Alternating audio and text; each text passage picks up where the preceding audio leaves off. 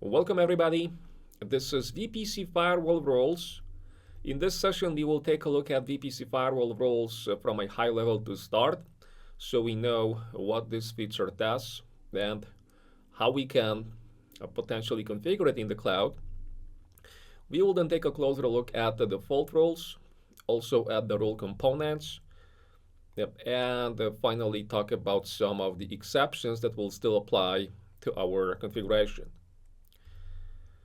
Google Cloud uses a distributed firewall system, which is known as the Cloud Next Generation Firewall, also abbreviated as Cloud NGFW. Cloud Next Generation Firewall comes in three different tiers. We've got the Essentials tier, we've got a Standard, and Enterprise tiers. Now the difference is that the Essentials tier, which is what we will focus on in this session, because the Essentials tier is what is known as VPC Firewall Rules. This is the most basic foundational type of a firewall that we can deploy in Google Cloud. This is what provides basic, but in most cases sufficient services in terms of traffic control. Now, Standard and Enterprise versions of the Cloud Next Generation Firewall, which are obviously more expensive, they come with additional, more advanced functionality, such as geolocation or layer 7 inspection capabilities. So if you don't plan to rely on those advanced mechanics, on those advanced engines, in many cases, this basic tier, Essentials, such as VPC Firewall Rules, is what is going to be sufficient to protect the communication with the cloud and also between the cloud and other networks. The first thing you should understand about VPC Firewall Rules, and actually about the cloud firewall in general, Cloud Next Generation Firewall, is that this is a distributed firewall system, which means that it doesn't create any type of choke points. This is a software implementation of a firewall because of the software-based nature of the cloud, which means that the firewall is not located in any specific point within the cloud. It rather applies to the VPC and VM instances or compute resources as a whole, even that it is technically possible to bind our firewall rules to individual VM instances. But from a very high level, think of this firewall as of a distributed solution that, again, doesn't sit at any specific point, which means that it cannot really slow down communication because of some sort of performance limitations, like what typically happens with traditional firewalls. So when you think about Cloud Next Generation Firewall, think about controlling communication that comes to the VPC as a whole, or maybe individual instances within the VPC, and also about something that controls the communication that goes out from the VPC, or maybe from individual VM instances. Okay, so from the operational standpoint, our VPC Firewall Rules, they will affect a given VPC. This is something that we deploy on a VPC basis. And as I mentioned, the communication that is going to be controlled by those rules is pretty much anything that comes to the VPC or goes out of a VPC. Plus, you still have that ability of choosing individual instances to which our firewall rules will apply. Like, for instance, say that you want to block ingress communication to VM1, but you want to allow some traffic to VM2. And the same obviously applies for the egress direction. We can also control this direction of the traffic. Traffic filtering is stateful, which means that once you allow traffic, let's say in the ingress direction, return packets, actually in any direction, once you allow the traffic in one direction, return packets will be automatically allowed. Okay, this is something that we can control, we can manage with the G-Cloud Compute Firewall Rules in the cloud using the Cloud Shell, or we could also use the console. This is going to be something we can find under VPC network. Just go to the firewall menu. There's also another way how you can find it. Just look for network security. A function of the cloud, it's under cloud next generation firewall, cloud NGFW. Now, if we were to look at it in the documentation, just to show you the syntax, quickly show you the syntax for the shell. Google Cloud Docs. Let's use Google to find it. This is something I would be looking for, I believe, under networking and connectivity. No, it's going to be network security and then cloud next generation firewall under networking. And let's take a look at cloud next generation firewall overview. And then over here, let's choose configure. Let's go to configure VPC Firewall Rules, use VPC Firewall Rules. This is how I would find the documentation for this feature, including the syntax for the APIs, for the scripting languages, programming languages, console shell, Terraform API, and those programming languages. We've got a lot of examples. Really great thing about the Google Cloud documentation. Okay, but on the GUI, as I said, it's going to be the cloud NGFW firewall policies. We can create new firewall policy. In this case, it's going to be actually creating firewall rules. And remember that when you configure, create a rule, you will have to specify a VPC to which this rule is going to apply. Okay, we will get back to this place in a moment. For now, I want to focus on the rule components because this is probably the most important. I think we want to understand to successfully deploy and use VPC firewall rules. As with any type of firewall, VPC firewall rules, they consist of several components. They use several options, parameters, as we build them. First and foremost, we've got what is the direction. We can control the traffic that comes to the VPC, like from the outside, or basically comes to the VM, like from the outside, or maybe also from another VM. Then we can build a rule for the egress direction, which means that we will be controlling the traffic that goes out from the VPC, or maybe from a specific VM to another VM or to another network, like out of the cloud. And the reason this is important is, well, first and foremost, to understand that each of the rules is going to be associated with just one direction. So it's going to be either ingress rule or egress rule. And the second reason why this is important is that the direction is also going to affect the different options, the other options that we will be able to use as we configure the rule. Okay, another thing we can specify as we use firewall rules is source and destination. Note that this is not just IP addresses, what we can use, at least for the source, because in case of the source, we can go for IP addresses. We can use a network tag that we could possibly associate with a VM, and we could use a service account. So service account is also something that we could use to identify the source of the traffic we want to control. And this is what is going to apply to those different options, IP, a network tag, and service account. This is something that is going to apply to ingress rules. There is also the destination. Destination is always going to be an IP address. This is pretty much the only option that we can choose. We take a look at it. Let's say create firewall rule. We see that the default direction is ingress. If we take a look at the other options we could use, we will get back to the targets in just a second. But notice that when I change from ingress to egress, those other options, they changed. They are not the same. In case of ingress roles, if we take a look at sources, I can use an IP address as a range, so like specify an address of a VM or maybe an external device that wants to connect to the cloud.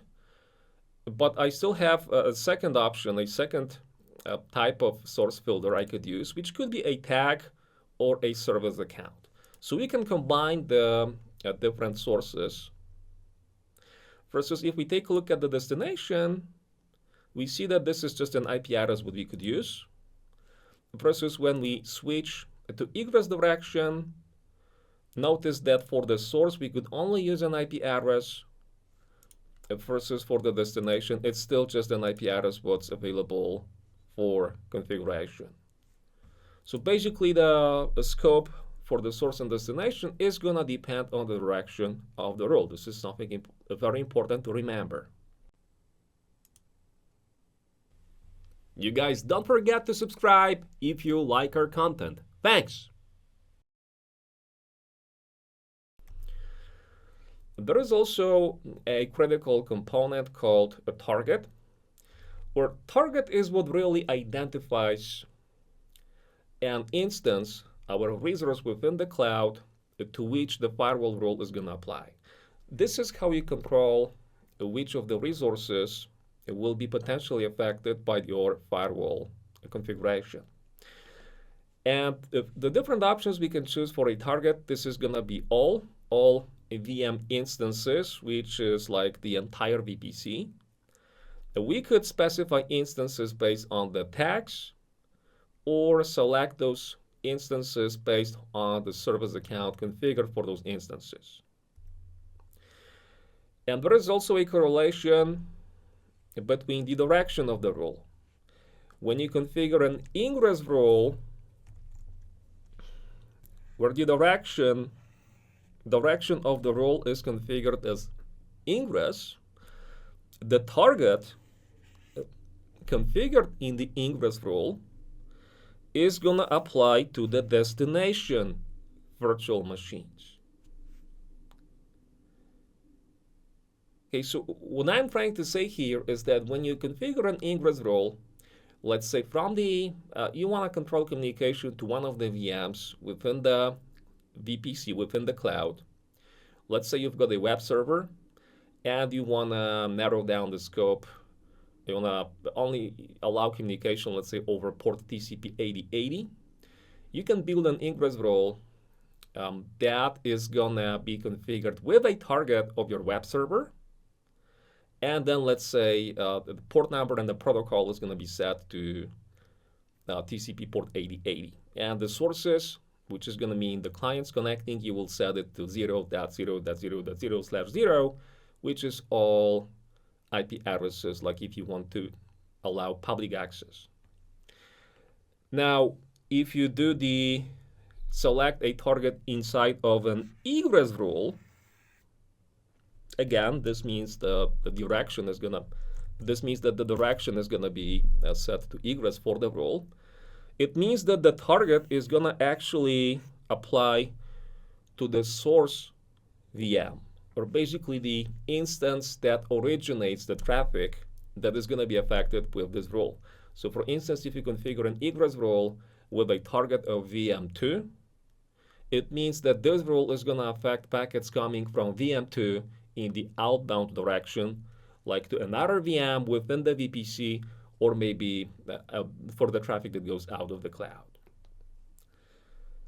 So this is an important distinction, because if you look at the configuration GUI, no matter if you choose ingress or egress, it doesn't actually tell you that.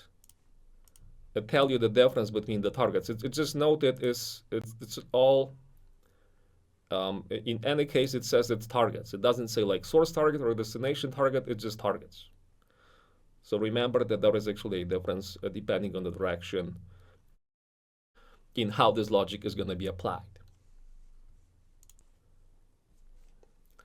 Okay, so as a result of that, if you think about the targets and the directions, notice that there is always going to be pretty much two different ways how we can control the traffic using firewall rules. For instance, if you want to block communication between two VMs, VM1 and VM2, you can actually do it in two different ways. And one way is going to be to configure an ingress rule where you say that you want to block the traffic with a target of VM2 and let's say source VM1, or you could do it in the egress direction, or you could say that the target is gonna be a VM1, which means that VM1 is gonna be the source and destination is gonna be a VM2. So they both are gonna have the same effect. They will eventually block communication between VM1 and VM2.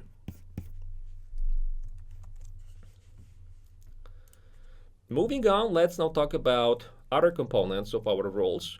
We've got the priority value, where priority is going to be important when we have an overlap between the firewall rules. So the priority is normally not used by the system unless we've got at least two rules, two or more rules that overlap for a given traffic flow for a given session. Like for instance, when one of the rules says block communication to all VMs, and then another rule says allow communication to VM1. We've got an overlap in this case because obviously the first rule also includes VM1. It says block traffic to all, to anyone.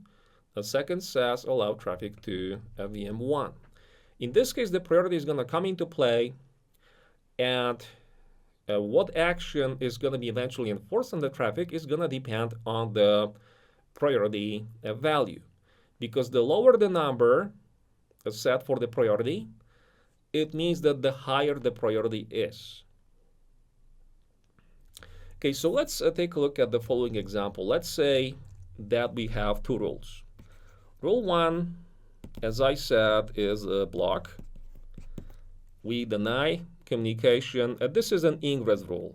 All those rules will be ingress rules, just to simplify the examples. The first rule says deny. The second one is going to be allow. And the first rule says block communication to all VMs. Let's say over TCP port 80. The second rule says allow a VM1, a TCP port 80. And let's also say that the priority of the first rule is going to be set to 1000. And now let's think how this policy is going to be processed depending on the priority values configured for the second rule. So let's say that case number 1 is that we will set the priority here to be 2000. Then the second case is we will set this priority to, let's say, 1000, and the third one is 500. Okay, so obviously we have an overlap in this case because VM1, the rules both cover this communication. They differ in the destination. All VMs versus just one of the VMs. Obviously, VM1 is also a part of all VMs in Rule 1, which means that we have an overlap. Okay, Rule 1 is 1000. So now assuming that we configure the second rule with the priority of 2000, it means that the number, the numerical value is higher. 2000 is higher than 1000, which means that this is a lower priority, because the lower the number, the higher the priority. So in our case, the number is higher, which means that the priority is lower. The end result is that we will prefer a rule with the higher priority, which is rule 1. We will deny this communication, block. Now, in the second case, the numbers are the same, which means that we will prefer the deny rule. So for equal priorities, rule 1 is deny. We select rule number 1, deny is preferred over allow. And in the third case, the priority number is lower, which means that the priority is higher. We will eventually allow the traffic. This is how you should look at the priority numbers. Of course, remember that if the numbers are the same, which means that the priority is equal, that it's always going to be the deny rule. What is going to be preferred? If both rules were configured as allow, it means it doesn't really matter which of the rules is going to be selected, because the end result is still going to be to allow the communication. For equal priorities, the deny action is going to be preferred if actions are different. If actions are the same, it doesn't really matter which of the rules is selected, because it's going to be the same action what gets applied for the traffic. And there is also protocol and port, as we saw, what we can configure in the role action, allow or deny. Another useful is the enforcement status. The role can be enabled or disabled. Disabled roles, disabling a role can be useful for troubleshooting. So if you have multiple roles that overlap, you got into some problems with communication, the traffic doesn't work as intended, you can just disable one of the rules to quickly troubleshoot the problem. It's better than deleting the rule and then re-adding it, because it saves time. Logging is another option. You could log communication that matches the rule. Well, let's now move on and talk about the default VPC firewall rules. We have two types of the default roles, pre-populated and implied. Now, pre-populated roles is what is going to apply to the default VPC network. It's those 4 roles. Let's go back to the Google Cloud and then go to VPC network. Click on the default network. Default network for the project, default VPC network. We take a look at firewalls.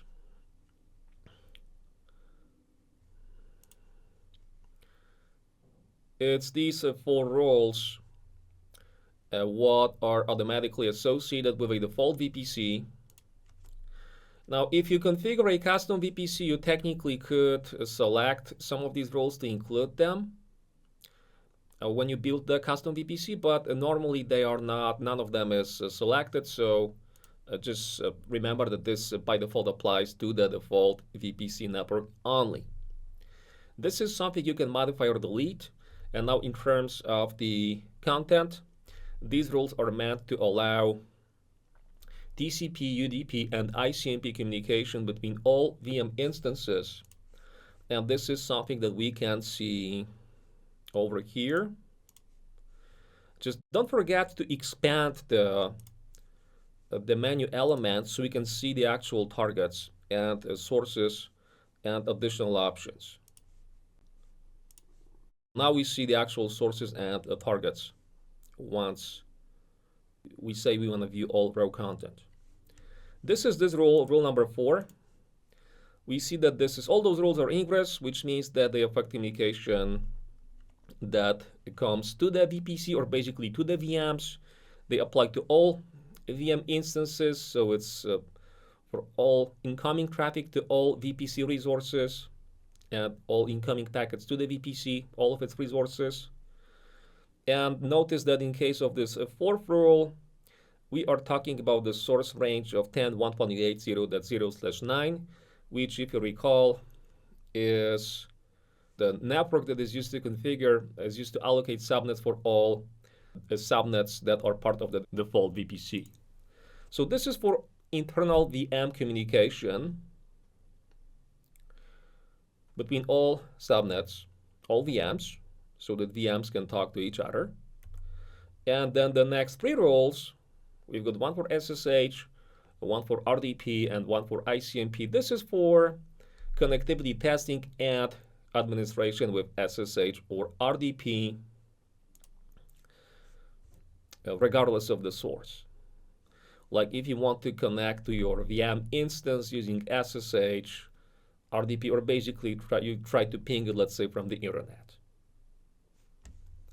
This is pre-populated rules again. The concept normally applies to the default VPC only because this default VPC uses those rules by default. It's populated with those rules by default. But there is also what is known as implied rules that apply to all VPC networks. I mean, default and custom, I mean the default and custom mode and VPC networks, like when you create your own VPC. This is something that cannot be modified or deleted, but those rules have the lowest priority number, which is 65,535. And notice that these rules is something that you cannot actually see in the console. If we were to take a look at VPC networks and then the firewall, we see those 4 default rules that apply to the default VPC.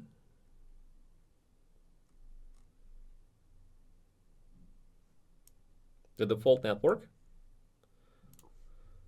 And it's just those 4 rules, and we don't see any type of implicit rules in the console. These implied rules are invisible.